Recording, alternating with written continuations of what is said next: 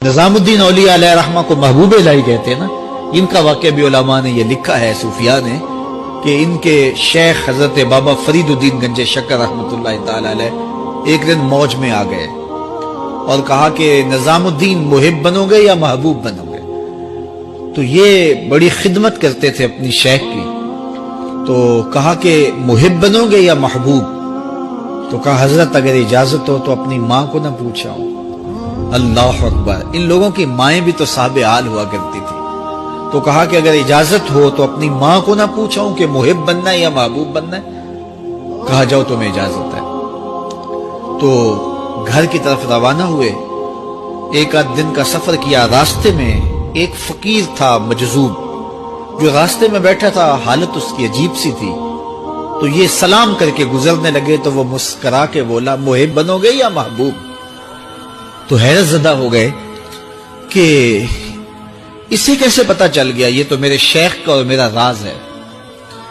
تو رک گئے. کہا کہ حضرت اگر آپ بتا دیں تو بہت اچھا ہو.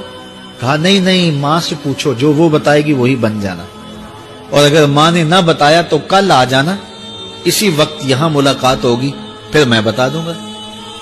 خیر چلے، رات کو پہنچے، والدہ کی خدمت میں سلام پیش کیا، پاؤں دبائے اور کہا کہ شیخ موج میں آ گئے اور کہا محب بنو گے محبوب بنو گے؟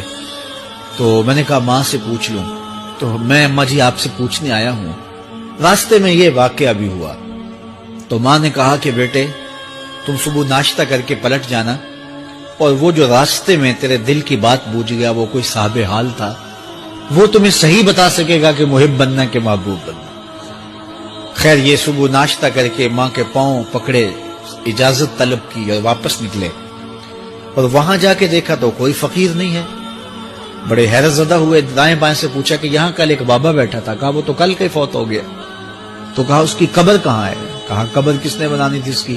وہ گندگی کے ڈھیر پہ لوگوں نے پھینک دیا. دل میں بڑے حیرت زدہ ہوئے. اتنا با کمال تھا، لیکن اپنی حالت یہ. خیر وہاں چلے گئے اور جا کے کھڑے ہو کے پوچھنے لگے بندہ خدا دل کی باتیں بوجھتا تھا اور میرے ساتھ وعدہ کیا تھا کہ اگر ماں نے نہ بتایا تو کل آنا، اور اپنا پتہ ہی نہیں تھا کہ کیا ہونے والا ہے. یہ بات کہی تو بابا اٹھ کے بیٹھ گیا. عرش فرش تے بانگا ملیاں تے مکے پہ گیا شور، بلے شاہ سا مرنا ناہی تے گور پیا کوئی ہور. ہاں اٹھ کے بیٹھ گیا اور کہا کہ نظام الدین محبوب بننا محب نہ بننا. محبوں کا یہ حال ہوتا ہے، نہ کفن ملتا ہے نہ دفن ملتا ہے. محبوب بنو گے تمہاری قبر پہ بھی میلے لگیں گے. فَاتَّبِعُونِي يُحْبِبْكُمُ اللَّهُ، اگر حضور کی اطاعت کرو گے، حضور کی فرما برداری کرو گے تو تم محبوب بن جاؤ گے. جب کوئی حضور کا ہو جاتا ہے تو رب اس کو اپنا محبوب بنا لیتا ہے. تو حضور کی محبت خدا کی محبوبیت کا ذریعہ ہے.